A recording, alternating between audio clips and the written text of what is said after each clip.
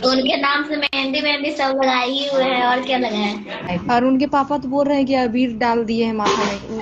क्या मतलब सही है?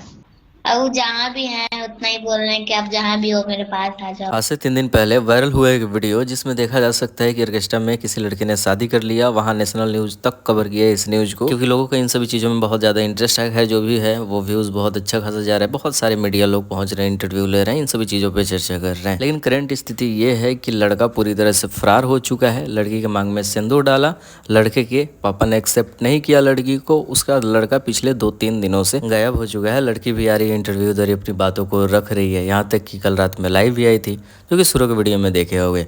लड़की का साफ कहना है कि मेरा कुछ नहीं है फालतू का चीज़, मेरा शादी हो गया है तो हो गया है। हम सिंदूर अंदूर भी लगाते हैं, मेहंदी वंदी का भी सीन देखे ही होंगे शुरू के वीडियो में।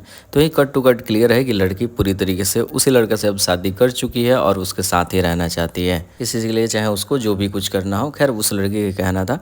बाकी बीच में मनीष कश्यप भी आए थे, तो मनीष कश्यप को भी करारा जवाब दिया। अभी देखो ना क्या कुछ होता है। कि चैनल को सब्सक्राइब करे रहना, जैसे ही कुछ अपडेट आएगा वीडियो बनेगा।